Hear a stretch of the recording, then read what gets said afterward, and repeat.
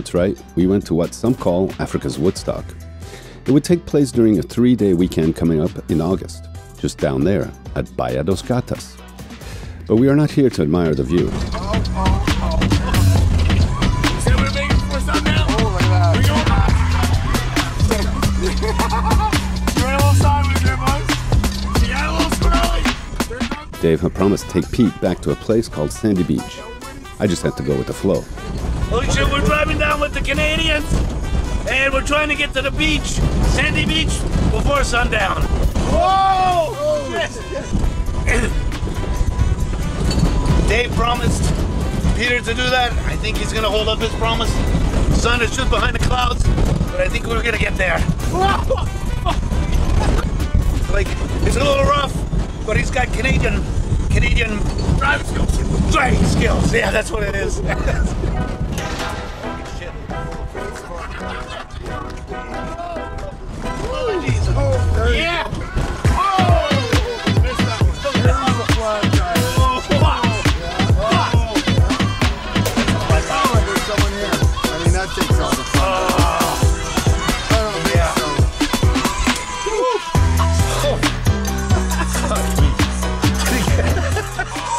Yeah, it's the Swiss. Yeah, it's the Canadian.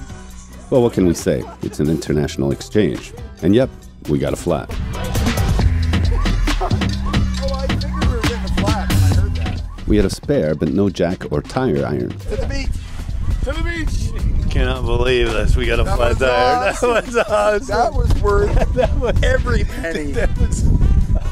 I don't know how we got a flat. Like we were just driving. Really slow. Luckily, there was someone there. I asked this vacationing family who was just about to leave if they could lend a hand. They did the heavy lifting.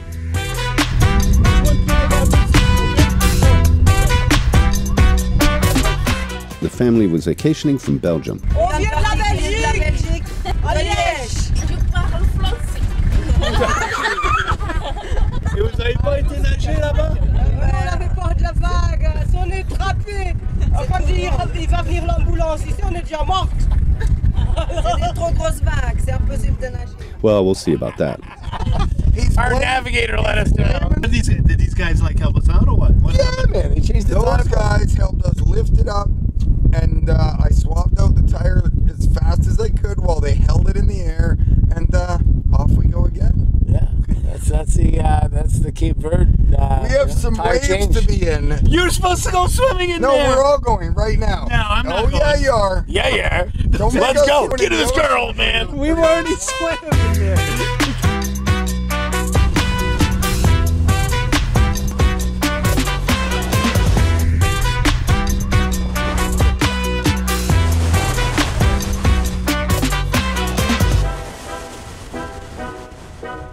I did go in there, but after I immortalized Peter's quest on video. And wait, there's more.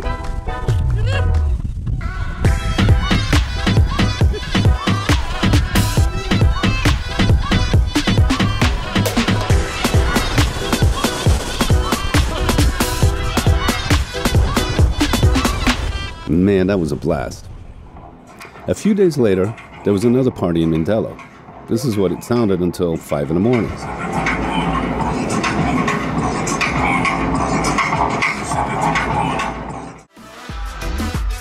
The pirate village would be losing a couple of residents.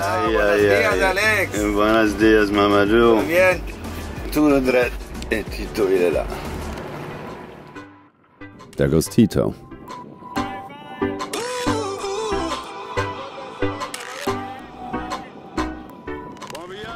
And Mamadou? He'll be taking a ferry back to Voyage, where he has a small house. There, he can go fishing and earn some money. And Tito? Well, he's going back to his Atlantic island, Lanzarote, in the Canaries. That's several days upwind and against current. And he's doing it alone. He's the Real Marinero, a pirate at heart.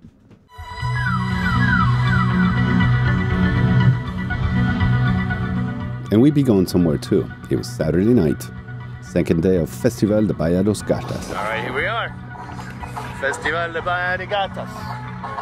What's We promised to come back here. Here we are, this huge festival. They say it's like the Woodstock of Africa. It's one of the biggest festivals in Africa. And here we are. Looks pretty cool. Tons of tents here. All right. There are scores of little food shacks all around grilling chicken and pork. This place had awesome pork ribs for $1.50 a piece. Michael here likes the blood pudding. Music had not started yet, so we walked about. The festival becomes a village, but within hours, it will be a bustling city. The 3-day event is free, and this was the second night. The music began with a Euro-African trio, electro music with African vocals.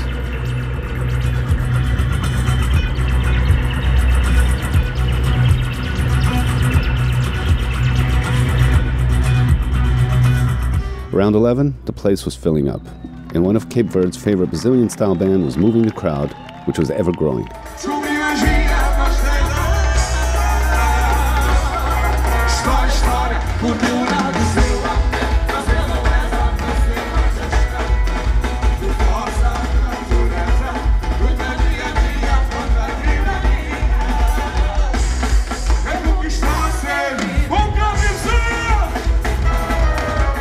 After a while, we worked up a thirst, so we went to another food shack.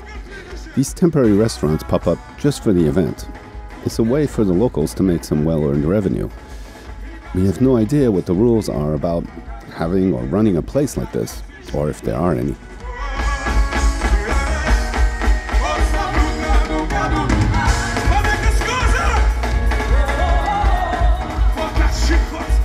We tried to estimate a number for the size of the public. It seemed half of the island's population was here.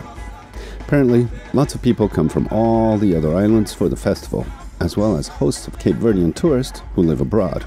Many have vacation homes here. Around midnight, it was flooded with people.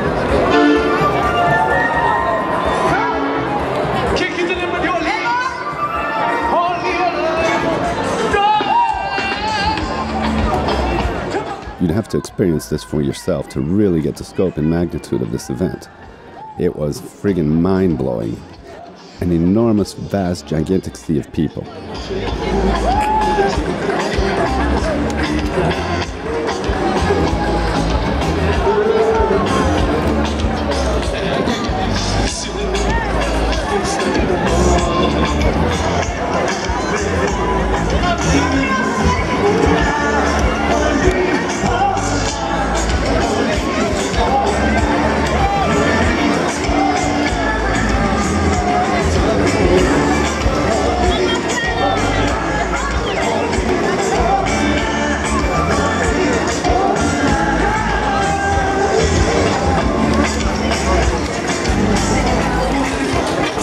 Festival de Baia and Gatas, and it's insane.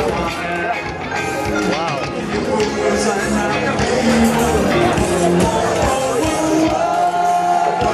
The biggest festivals in Africa, man. Then we got dragged into the mosh pit by no other than Anderton, aka Sparrow. It got a little crazy here.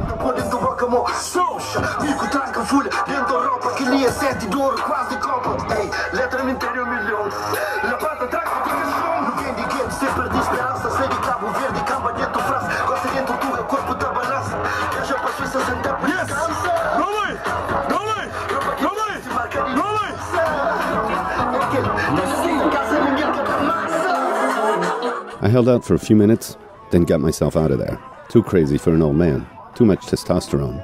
This was better. And I was relieved to see my man PEIXE, who carefully checked what was in his drink. He's always on the lookout for a trickster. And that's when I realized my mobile got pickpocketed. We were under good protection, but someone got to me. They tried with Pete, but he thinks he broke someone's hand trying to get into his pants. Oh well, I lost my phone, but I got the shot. This could have happened anywhere.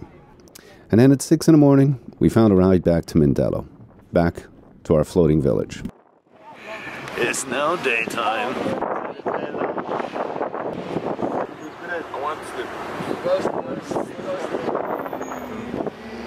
I'm Kurda. Tito's back. He came back yesterday after trying to make it to the Canaries. He unfortunately ran out of battery power and has and his generator wasn't working anymore because he had a belt that broke. So dude had to turn back. He went about 200 miles out and turned around and came back, and it took him about 5-6 days to do that. So I'm gonna lend him my generator so he can charge up his battery, because he doesn't even have any lights, nothing. He came here on the sail yesterday, so I went out there really quickly to help him out and helped him lower his sails and everything. And he had already dropped anchor, but he had no engine. So he's kind of way out there, and I'm gonna help him out with this generator now.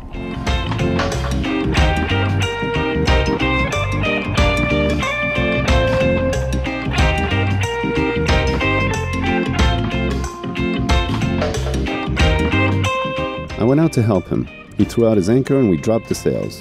He'd left 5 days ago to return to the Canaries. It's a tough sail upwind and against current, and he went at it alone. About 200 miles out, he turned around. No more batteries, no autopilot, no way to start his engine. The ocean won this time. But Tito won't give up. He charged his battery, got the engine started, and I helped him anchor in a better spot. Eventually, he bought a new battery.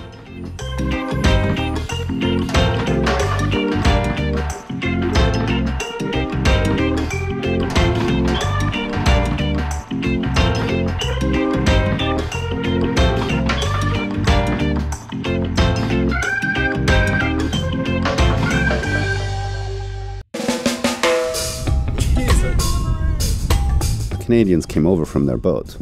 They originally sailed over from the Caribbean. Oh my God, white pirates! Yarr, we be the white pirate! Canadian East to West Coast. And they want to continue up to the Mediterranean. But they've been stuck here at the marinas several weeks for repairs. So we're still very white. I was gonna go swimming too, but it ain't that hot. Oh, well, depends if you're at the beach for 2 hours. Pretty hot when you're burnt. We're looking for cool, man. And they also really took in the Cape Verdean experience. They make the most of it. All right, so the pirates are here. Canadian pirates. And Tito! As for Tito, he'll try again to get to his island. And me? Well, until Natasha comes back, I'm gonna be sailing with PEIXE. And a little help.